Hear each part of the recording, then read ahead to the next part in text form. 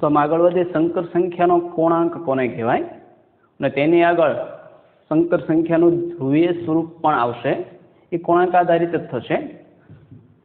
તો આપણે જોયું કે સંકર સંખ્યા છે તેને આપણે XY સમતલમાં દર્શાવી શકીએ કે ધારો કે કોઈ સંકર સંખ્યા Z લઈએ છીએ તો Z બરાબર a પ્લસ bi છે, તેને આપણે XY સમતલમાં દર્શાવીએ છીએ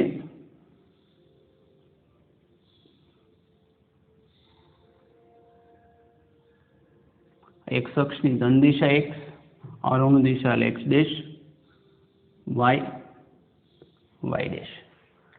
હવે આને આધારિત કોઈ સંકર સંખ્યા ધારો કે z a પ્લસ bi છે તો ab અહીંયા મળે છે, આપણે ધારી લઈએ કે અનુરૂપ બિંદુ a છે।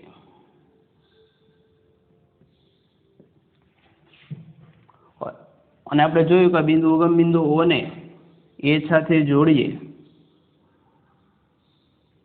અંતરને આપણે એનો માનાંક કીધો મોડ z વડે દર્શાવતો, O થી અંતર કેટલું હતું મોડ z, સરળતા ખાતર એને r વડે પણ દર્શાવી શકો। તો અહીંયા સુધી જોયેલું કે હવે સંકર સંખ્યા માટે કોણાંક શું કહે। હવે x અક્ષની ધન દિશા OX અને કિરણ OA વચ્ચે કોઈ એક ખૂણો મળશે આપણને, ધારો કે ખૂણો જે છે આ ખૂણો એને થીટા કહીએ તો થીટા જે છે તેને આપેલી સંકર સંખ્યાનો કોણાંક કહેવાશે। થીટાની વેલ્યુ 0 થી શરૂ કરીને સંકર સંખ્યા ગમે તે સમતલમાં હોઈ શકે, ધારો કે અહીંયા હોઈ શકે, અહીંયા હોઈ શકે, ત્રીજા અથવા ચોથા, વેલ્યુ 0 થી શરૂ કરીને ડિગ્રીમાં માપો તો 360 અથવા રેડિયનમાં આપીએ તો 2π જેટલું આવશે। તો થીટાની વેલ્યુ 0 થી 2π છે, પણ આ જે થીટા મળશે તેને તેનો શું કહેવાય છે કોણાંક કહેવાય છે। તો કોણાંકની પહેલા વ્યાખ્યા લખીને પછી એમાં આગળ જોઈએ। તો સંકર સંખ્યા z બરાબર a પ્લસ bi ને અનુરૂપ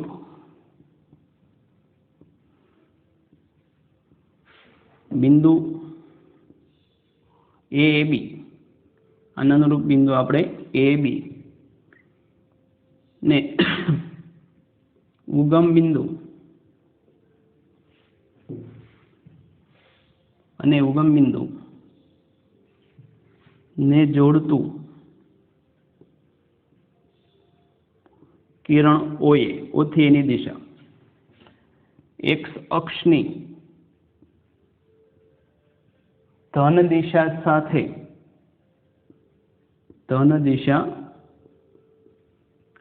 સાથે થીટા માપનો ખૂણો બનાવે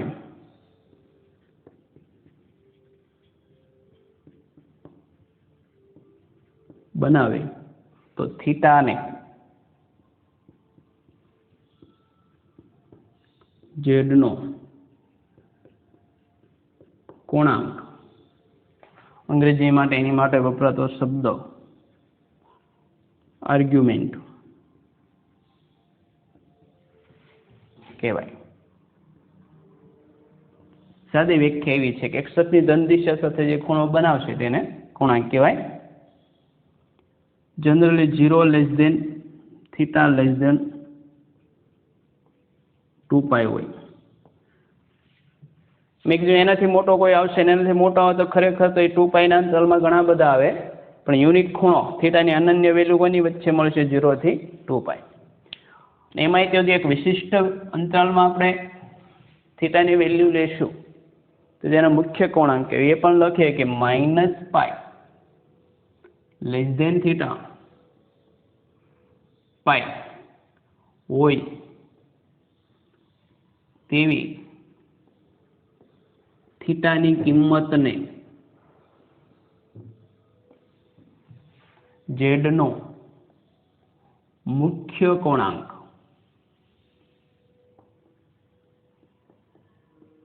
એટલે કે એને શું કહેવાય છે મુખ્ય કોણાંક, અંગ્રેજીમાં કહેવાય છે પ્રિન્સિપલ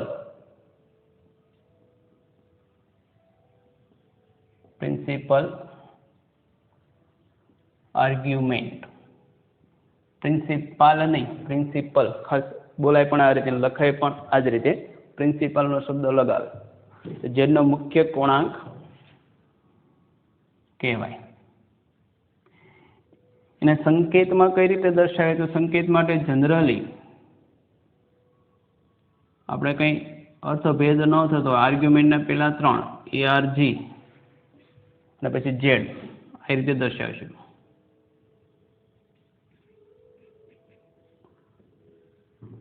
તો -π થી +π ની વચ્ચે આ કઈ કિંમત થાય તે પણ જોઈએ. -π તો જો આપણે એક અક્ષની ધન XY સમતલ લીધેલું હોય, આ 0, આ 90 એટલે કે π/2.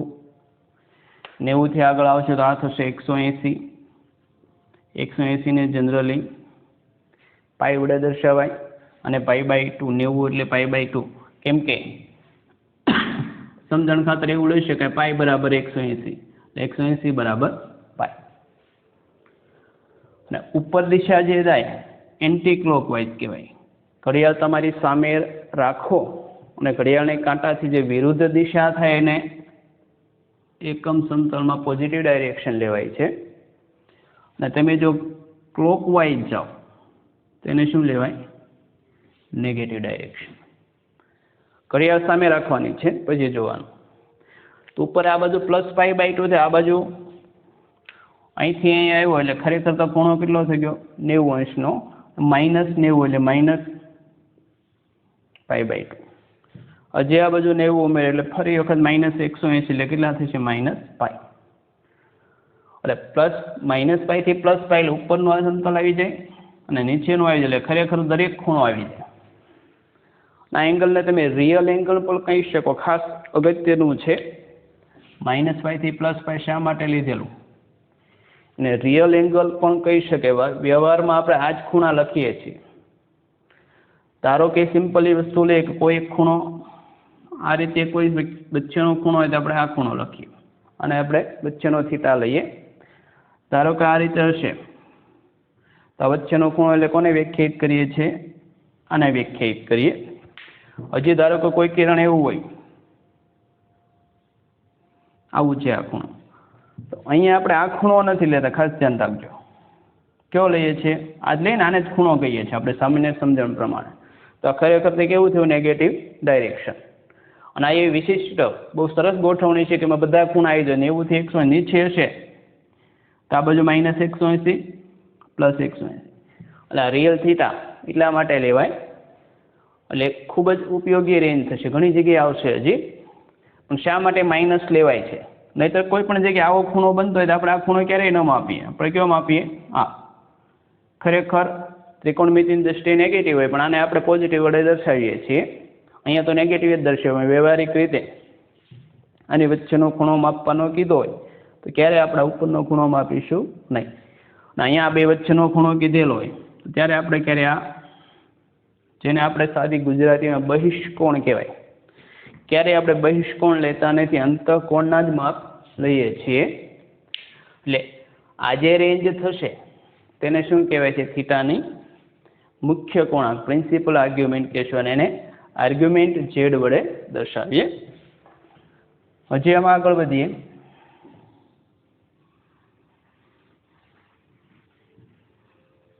આ જ આકૃતિમાં પાછા આવીએ. હવે એ અંતર છે એનો મતલબ કે અહીંયાથી આ સુધીનું જે અંતર છે આને જોડી દઉં છું. આ બિંદુને નામ આપી દઈએ B. તો O થી B સુધી આ લંબાઈ કેટલી થાય? A જેટલી થાય કે B જેટલી? તો સિમ્પલી આ બિંદુ છે તો અંતર કેટલું હશે? A. એ રીતે A થી B છે એટલે બિંદુ એનો કેટલો થાય? Y. એ કેટલું થાય? B. તો આ જ આકૃતિમાં ત્રિકોણ OAB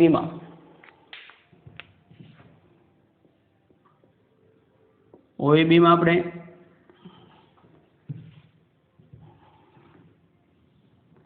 cos થીટા બરાબર કેટલા થશે? cos થીટા બરાબર, cos એટલે શું થાય? સામેની સાદી વ્યાખ્યા પ્રમાણે પાસેની બાજુ છેદમાં કર્ણ. તો પાસેની બાજુ કેટલી છે? OB. અને કર્ણ કેટલો છે ઓ એ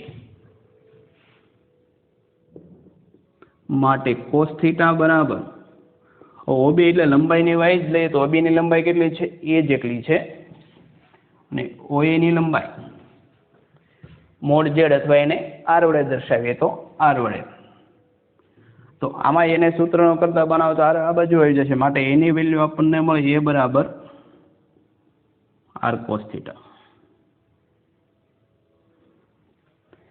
એ જ રીતે આ જ આકૃતિમાં હું સાઇન થીટા લઈ લઉં તો સાઇન થીટા એટલે કે સાઇન થીટાની વ્યાખ્યા શું હતી 10મા ધોરણમાં આવેલી યાદ કરો સામેની બાજુ છેદમાં કર્ણ તો સાબા આ રીતે લખતા તમે છેદમાં કર્ણ તો આ થીટામાં સામેની બાજુ કોણ થાય એબી કર્ણ કોણ થશે ઓએ તો એબી ના છેદમાં ઓએ માટે સાઇન થીટા એબી બરાબર કેટલા છે તો એબી લંબાઈ તો કેટલી હતી સ્મોલ બી જેટલી હતી ને ઓએ કેટલી હતી આર તો સ્મોલ બી ના છેદમાં આર તો અહીંયા બી ને સૂત્રનો કરતા બનાવીએ તો બી બરાબર આર્ક સાઇન થીટા તો માટે ઝેડ બરાબર શું સંખ્યા હતી એ પ્લસ બીઆઈ હવે એ બરાબર આર કોસ થીટા એ બરાબર મૂકી દો આર કોસ થીટા બી બરાબર શું મળ્યું આર સાઇન થીટા આઈ તો આર કોમન કાઢી લો તો આર કોમન કાઢતા આપણને કંઈક આ સ્વરૂપ મળે કોસ થીટા પ્લસ આઈ સાઇન થીટા તો જેટને આપણે બીજું સ્વરૂપ ઉમેર્યું જેટ બરાબર આર કોસ થીટા પ્લસ આઈ સાઇન થીટા આ સ્વરૂપને એનું ધ્રુવીય સ્વરૂપ કહેવાય ધ્રુવીય સ્વરૂપ ધ્રુવીય સ્વરૂપ માટે અંગ્રેજીમાં શબ્દ થશે પોલાર સ્વરૂપ એટલે ફોર્મ પોલાર ફોર્મ કહેવાય આ જેનું કાર્ટેજિયન ફોર્મ કહી શકે તો આનું પોલાર ફોર્મ છે એટલે ધ્રુવીય સ્વરૂપ કાર્ટેજીય સ્વરૂપમાં કોની આધારિત લીધેલું તેનું એક્સ અક્ષથી અંતર અને વાય અક્ષથી અંતર એક્સ આમ એટલે વાય અક્ષથી અંતર હતું વાય આમ એટલે બિંદુનું એક્સ અક્ષથી અંતર જ્યારે વસ્તુ અહીંયા એની એ જ છે અહીંયા શું બતાવે આર આર એટલે શું થાય બિંદુનું ઉગમ બિંદુથી અંતર અને બીજું થીટા આર ને થીટા આધારિત પણ તમને અનન્ય વેલ્યુ મળે છે એ દર્શાવવાની બીજી મેથડ જ છે અને ધારો કે કોઈ બિંદુ આ છે અને મારે સ્થાન અનન્ય રીતે કોઈને દર્શાવો કે ક્યાં આવેલું તો એક જો અહીંથી આ ખૂણો નક્કી કરી નાખો તો એટલા અંશના ખૂણો આવેલું છે થીટા અંશને તો થીટા અંશને ખૂણા ઘણા બધા બિંદુ આ બધા બિંદુઓના ખૂણા તો સરખા જ થાય જો આ બધા બિંદુમાં ખૂણા સરખા થાય તો આ કિરણ પણ તો અસંખ્ય બિંદુ આવે હજી મારે એનું સ્થાન સ્પેસિફાઈ કરવું હોય તો કહી દો કે ઉગમ બિંદુ તો 2 અંતર આવેલું છે એટલે આ અંતર કેટલું લેવાનું 2 ઓટોમેટિક આ એક બિંદુ ફિક્સ થઈ ગયું એ રીતે અનંત બિંદુઓ મળે એટલે જેમ એબી ને દર્શાવી શકો સેમ ટુ સેમ કોઈ પણ બિંદુને તમે એ રીતે દર્શાવી શકો આમ પદ્ધતિ અલગ થઈ ગઈ કાર્ટેજીયમાં એક્સ અક્ષ ને વાય અક્ષથી અંતર લેતા જ્યારે પોલાર ફોર્મમાં ઉગમ બિંદુથી અંતર ના ખૂણો ફિક્સ હોય ઉગમ બિંદુથી અંતર ફિક્સ હોય તો તમે અનન્ય રીતે કોઈ પણ દર્શાવી શકો બેમાંથી એક જ આપ્યું હોય તો ન દર્શાવી શકો ધારો કે તમને અંતર આપેલું છે ઉગમ બિંદુથી અંતર 3 એકમ છે ધારો કે અંતર 3 એકમ તો 3 એકમે તો આ એકમ વર્તુળ પરના દરેક બિંદુ ધારો કે 3 3 છે તો 3 અંતરે અસંખ્ય આવે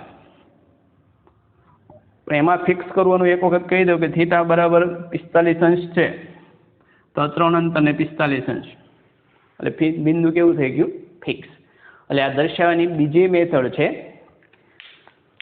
આ મેથડથી તમને આ સ્વરૂપથી તમને સંકર સંખ્યાનો માનાંક ક્લિયરલી મળે આ થીટાની વેલ્યુ આધારિત તેનો કોણાંક પણ તમને ક્લિયરલી મળે એટલે પોલાર ફોર્મથી તમે સંકર સંખ્યાનો માનાંક અને કોણાંક મેળવી શકશો કાર્ટેજિયન ફોર્મ આપેલું હશે ત્યાં તમે તેનો વાસ્તવિક ભાગ અને કાલ્પનિક ભાગ મેળવીએ કે સંકર સંખ્યાનો કોણાંક મેળવવામાં એક થી આગળ વધીએ કે દરેક સંકર સંખ્યા આધારિત તમે એને XY સમતલમાં દર્શાવેલ ગમે તે ચરણમાં હોઈ શકે અને આપણે જોઈએ કે એની વેલ્યુ -π થી +π ની વચ્ચે જ આવી જોઈએ.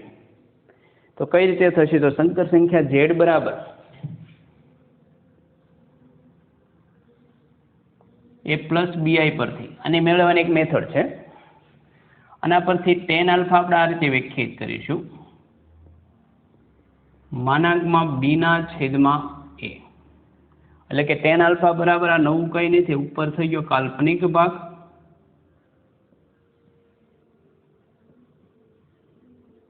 છેદમાં આ થઈ ગયો વાસ્તવિક ભાગ.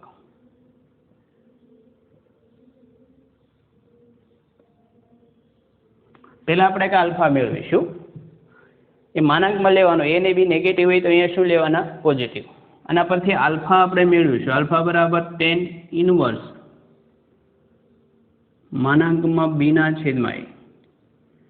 આ પણ ઇનવર્સ તો છે 12મા ધોરણમાં આપ્યું. અહીંયા યાદ રાખવાનો કેવો ખૂણો થતો જેથી આલ્ફાની વેલ્યુ b/a tan આલ્ફા એવું થાય. આગળ આવશે ત્યારે એ જોશો, એ બહુ ક્લિયરલી થઈ જશે. તો એની આધારિત આર્ગ્યુમેન્ટ Z વ્યાખ્યાયિત થશે. તો આખે આખું એક આપણે આકૃતિ જોઈએ, એને આધારિત થશે સંકર સંખ્યા કયા ચરણમાં આવી તેની આધારે એક જ આકૃતિ પરથી તમે ક્લિયરલી કહી શકો. જો સંકર સંખ્યા પહેલા ચરણમાં આવેલી હોય, પહેલા ચરણમાં થીટા બરાબર આલ્ફા થશે. પહેલા આકૃતિ દોરીએ પછી આપણે બધું રિટર્ન લખીએ. બીજા ચરણમાં આર્ગ્યુમેન્ટ ઓફ Z થીટા બરાબર શું થવું જોઈએ? π-આલ્ફા થશે. સંકર સંખ્યા બીજા ચરણમાં આવી હોય તો એને અનુરૂપ સંકર સંખ્યા. ત્રીજા ચરણમાં હશે તો યાદ રાખવાની મેથડ સરખી છે. ત્રીજા અને ચોથામાં પેલું બીજું હોય તો -આલ્ફા, પોઝિટિવ હોય તો નેગેટિવ. અહીંયા પણ માઇનસ π-આલ્ફા. સાદુરૂપ આપતા આલ્ફા -π થશે. એની કરતાં યાદ રાખવું સર, ઉપર જે પ્લસ હતું તે નીચે શું આવશે? માઇનસ. એટલે પહેલું ચરણ હોય, પહેલું ચરણ કહેતા, બીજું ચરણ, ત્રીજું ચરણ, થર્ડ ક્વાડ્રન્ટ અને આ ચોથું ચરણ. તો દરેક આધારિત આર્ગ્યુમેન્ટ ઓફ Z આ રીતે મળશે. તો માટે કયું ચરણ લીધેલું છે તે અને આર્ગ્યુમેન્ટ ઓફ Z એટલે કે થીટા કેટલું મળશે તે. પહેલું ચરણ પ્રથમ લઈએ. પહેલું ચરણ છે, ખબર કઈ રીતે પડશે? તો સિમ્પલી x પણ પોઝિટિવ, y પણ પોઝિટિવ. શું હોય એમાં? a greater than 0, b greater than 0 હોય. તો આમાં આર્ગ્યુમેન્ટ Z બરાબર શું થવું જોઈએ? આલ્ફા. જે વેલ્યુ અહીંયા મળશે એ જ આર્ગ્યુમેન્ટ Z થાય. બીજું ચરણ હોય, બીજું ચરણ એટલે આ થઈ ગયું વ્યાખ્યાયિત આ રીતે થાય XY સમતલમાં. આ બીજું ચરણ, આની મદદથી તમને બીજું ચરણ મળશે. તો બીજા ચરણમાં જે x વાળો પાર્ટ આપણે ડિફાઇન કરીએ તો x વાળો પાર્ટ કેવો છે? નેગેટિવ છે. એટલે વાસ્તવિક ભાગ નેગેટિવ છે, 0 કરતા નાનો. કાલ્પનિક ભાગ કેવો છે? પોઝિટિવ છે. એટલે આવું થતું હશે તો બીજું ચરણ. તો એમાં થીટા બરાબર કેટલા થાય? π-આલ્ફા લેવાનું. ત્રીજું ચરણ હોય, થર્ડ ક્વાડ્રન્ટ. ત્રીજું ચરણ આ રીતે વ્યાખ્યાયિત થશે. આ ભાગ, આ ત્રીજું ચરણ છે આપણું. તો ત્રીજા ચરણમાં x નો પણ નેગેટિવ પાર્ટ લઈએ છીએ, y નો પણ નેગેટિવ પાર્ટ. તો a<0 અને b<પણ થશે 0. તો ત્રીજા ચરણમાં થીટા શું લેવાનું? તો ત્રીજા ચરણ માટે આર્ગ્યુમેન્ટ ઓફ Z થીટા બરાબર શું લેવાશે? તો -π-આલ્ફા. અને ચોથા ચરણમાં, ચોથું ચરણ હોય તેની માટે ચોથું ચરણ કઈ રીતે ડિફાઇન થાય? તો આ રીતે મળે. આ ચોથું ચરણ છે. આપણે ચોથા ચરણમાં x અક્ષનો કેવો લેવાય છે? ધન ભાગ. y અક્ષનો કેવો લેવાય? ઋણ. તો એ પોઝિટિવ બી કેવો છે નેગેટિવ. તો અહીંયા થીટા બરાબર શું લેવાનું માઇનસ આલ્ફા.